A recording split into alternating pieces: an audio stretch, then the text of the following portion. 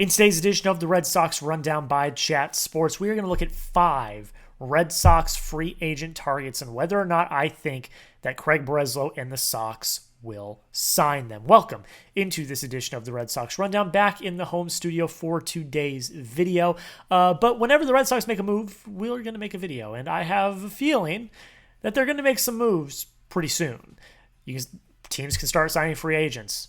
Trades can happen. Everything is on the table at this point, and the Red Sox are going to be busy. If you listened to the Section 10 podcast yesterday, I think you feel pretty good about where the Section 10 boys think that the Red Sox are going to do. And when they talk, I listen. And again, if they make a move, we're going to make a video. So make sure you hit that subscribe button. We are 10 subscribers away from our goal of 7,100. 10 of you. That's all it takes. Hit that sub button if you have not already, and let's get into the video. So, I am getting these free agent targets from the MLB Trade Rumors crew. If you guys know the website and the Twitter of MLB Trade Rumors, they are really good at not even aggregating, just reporting on all of the latest transactions around Major League Baseball. And they put out their top 50 free agents. And there was four guys in this crew, and they all gave their prediction on which team was going to sign these top 50 free agents. The Red Sox were linked to 4 names. And then I added on a 5th at the end, which we'll talk about as well. But 4 names they were linked to, and we're going to talk about them in today's video. Let's start with Pete Alonso, who 2 of the 4 baseball trade rumors guys linked to the Red Sox. That is half of the staff linked Pete Alonso to the Red Sox. Here's what baseball trade rumors had to say. It said the Mets could once again linger as a fallback option, willing to pounce with another short-term deal. But there will be other suitors with a prominent need at first base. The Red Sox, first team mentioned. The Reds, Rangers, Guardians, and Angels all received middling production from their first base options, though obviously it'd be a fairly big shock to see Cleveland push to this level. The Mariners and Padres have impending free agents at first base as well. A 4-year deal in the $27 million AAV range or a 5-year deal in the mid-20s AAV-wise could be in play for the slugger. Just to refresh your memory, he hit .272 this past year with an .871 OPS, 38 home runs, 126 RBIs, and a 144 OPS plus. I would do this in a heartbeat. I've talked about Tristan Casas. We talked about him in the last video. I talked about how high I am on Tristan Casas and how great of a player that I think he could potentially be, but it's not a guarantee. And the injury concerns are there. You don't know what you're going to get out of him. I believe it was Coley who mentioned in the Section 10 podcast that he could see Tristan Casas potentially sliding into a DH spot, which I could completely agree with. I think Pete Alonso is your best option at first base, and it's no secret that the Red Sox need to do something at first base. Right now, they have one member of their infield locked in, and that is Trevor Story at shortstop. Now, you would assume Marcelo Meyer is going to play somewhere in the infield, but he also has injury concerns. Are you going to re-sign Alex Bregman? That's not guaranteed. Who's going to play second? Again, is that Marcelo Meyer? Who's going to play first? Is it Tristan Casas? Is he healthy? What is that? If you add Pete Alonso, not only are you adding a first baseman and filling that hole, but you are adding 40 home run upside instantly into the middle of your lineup. And that is something that the Red Sox desperately need this offseason, is that 40-plus home run bat. Red Sox don't have that. Trevor Story had 25 home runs. That led the team. That's not going to be good enough if you are going to compete for a World Series. And Pete Alonso has just continuously gotten better year after year. Not only is he hitting home runs, but he's also getting a bunch of extra base hits. He would absolutely tee off at Fenway Park as well. He would be an awesome option. If the Red Sox were able to sign him, like I said, 4-year, 27 AAV, 5-year mid-20s AAV, that's not bad. And I would do that in a heartbeat. So I really like this option.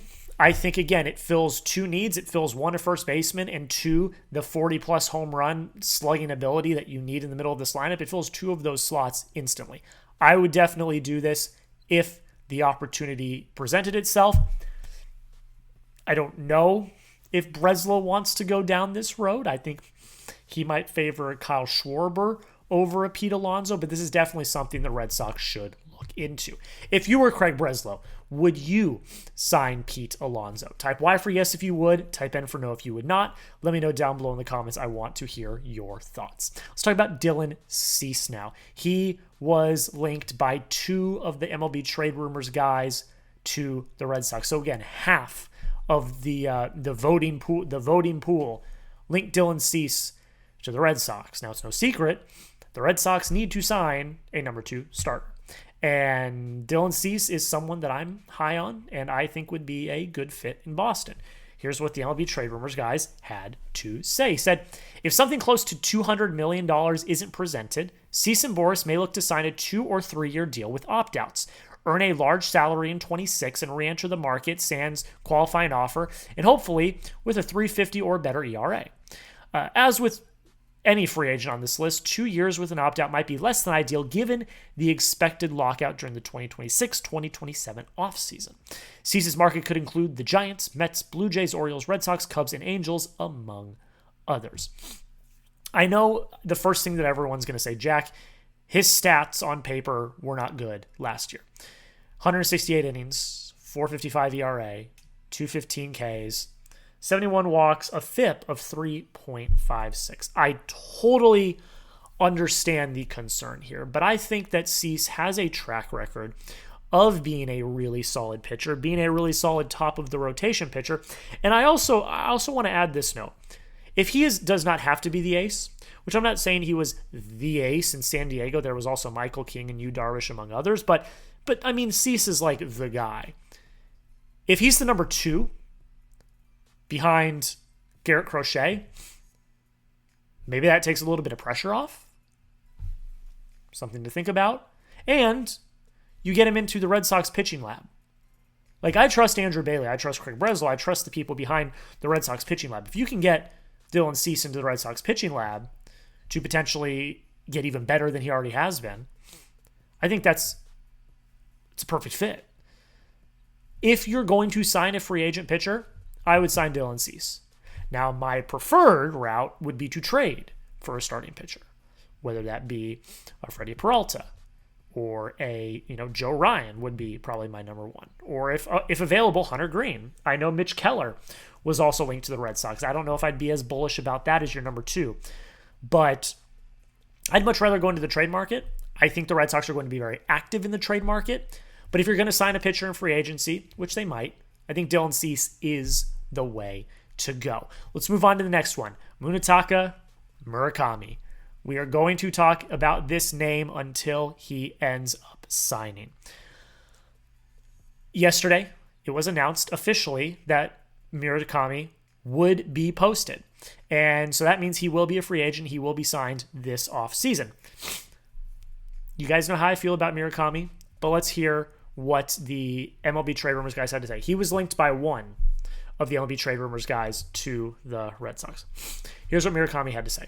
The Red Sox, Mets, Yankees, Angels, Padres, and Mariners all make varying degrees of sense. The Dodgers don't seem likely to be involved, not with Freddie Freeman at first, Ohtani at DH, and they could technically trade Max Muncy and roll with Murakami at third base for 2 years until Freeman's contract is up, but that's a reach. Most of the other big market clubs could probably find a way to get Murakami in the lineup if they feel his nearly unrivaled raw power is worth the risk. Yeah, so you all know how I feel. I'm not a fan. Had a good season this past season. 273 average. 22 home runs in only 224 trips to the plate. Walked more than 14% of his plate appearances. That's great. But still, he strikes out, in my opinion, way too much. I think that, 1, he will not play third. I think that he does not profile to be a third baseman at the majors. I think he's either going to be a DH or first baseman. And the defense isn't great. People are projecting that he's going to be a $200 million plus deal plus a posting fee. It's just not worth it to me. I would not take that risk. I would rather go after a more proven commodity for cheaper.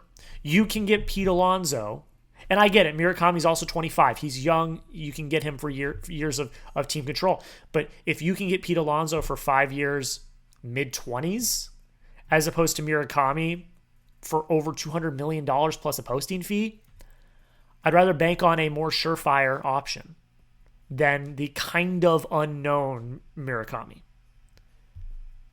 That's just my thought. I would not do it. I know that he's going to be linked to the Red Sox until he signs, but yeah, I would not do it. You let me know. Would you take the risk on Munetaka Murakami? Type S for sign if you'd sign him. P for pass if you would pass. Let me know down below in the comments. This is one that we're going to talk about quite a bit for, I don't know, like the next however long. Next one that was linked to the Red Sox was a Eugenio Suarez. This was a surefire backup plan if the Red Sox do not sign Alex Bregman. He was linked by one member of the MLB Trade Rumors writers, and here's what they had to say. Suarez's market may also be influenced by his willingness to play first base. With this year's 6 innings marking his only big league experience there, if Suarez is open to time at first base and DH, the market could include the Red Sox, Tigers, Angels, Cubs, Mets, Phillies, Padres, and Pirates. Eugenio Suarez right now is a third baseman, but again, if he shows a willingness to play first, if he shows a willingness to DH, he could have a bigger market, as they said. This past year, his stats are kind of all over the place. His batting average is 228, which I don't love, but his OPS is 824. He hit 49 home runs, had 118 RBIs, and OPS plus of 126. If you don't sign Alex Bregman, it's a good backup. Is it ideal?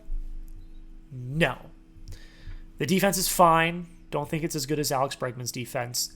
You do get the 50 home run potential power, though, which is very valuable, but I don't like the 228 batting average. You know, that's my issue here. Like, I can't say that I don't want Munetaka Murakami because he strikes out a bunch and then say I want Eugenio Suarez. Now, I think Eugenio Suarez has a little bit higher upside than Munetaka Murakami, but they kind of fall in the same boat.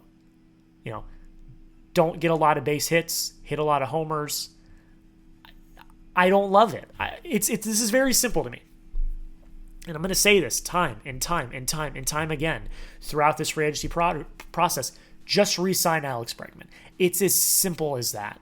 He wants to be here. I know that you all want him here. Make the freaking call and re-sign Alex Bregman. I don't want to have to resort to a Eugenio Suarez as a backup plan. Again, 50 home run potential power. That's great. But with how much he strikes out, with how much he doesn't get on base, with how little his batting average is, people are going to be just as pissed as they would be with Alex Bregman. You know, again, everyone's going to say, oh, you're going to project the 50 home runs. Yeah, but that's 50 home runs. And then again, he's batting below 230. Like, come on, guys. Let's be real here. I'd rather take the 30, 40 home runs from Bregman with him constantly getting on base. So, yeah, I don't love Eugenio Suarez. It's an option. It's an okay backup option. I wouldn't be mad, but I wouldn't be, like, overjoyed if they signed a Eugenio Suarez. And last but not least, I put Alex Bregman in here because, and the reason why I did this, he is my 5th free agent target. The reason why I did this was because not a single one of the MLB Trade Rumors guys linked him to the Red Sox. I found that very, very odd because I still believe, and Carabas believes, and a lot of people believe, that the Red Sox are the front runner, and the Red Sox should be holding pole position right now and should be the ones that signed Alex Bregman this offseason. Here is what MLB Trade Rumors had to say about Bregman and the Red Sox. Said, Bregman might be happy getting $160 million plus, whether it's on a 5 or 6 year term. There seems to be an expectation that the Red Sox will get it done. They shed Rafael Devers' contract and his accompanying position drama in a June trade with the Giants. In his 2 years on the job, Chief Baseball Officer Craig Breslow has not signed a free agent for more than Bregman's 3 years, which became 1 year. He's done 5 extensions of 6+ years, but only Garrett Crochet's deal even took a player through age 32. Bregman is presumably looking to sign through age 36 or 37, and he's probably too old to bother with opt-outs again unless he has no other choice. So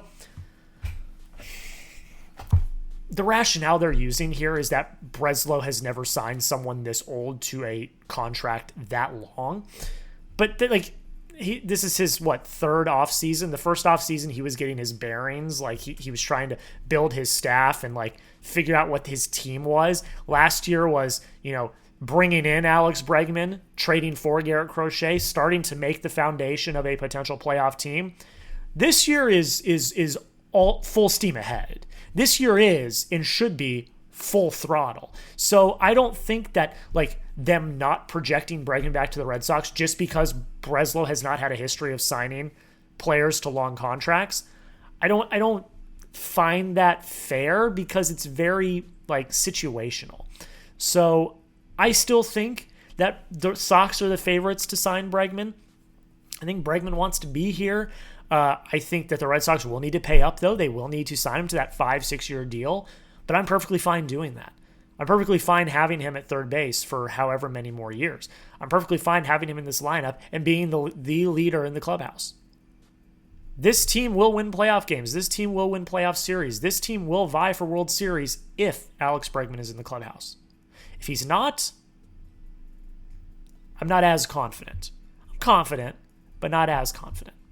You predict it for me. Do the Red Sox re-sign Alex Bregman? Not would you.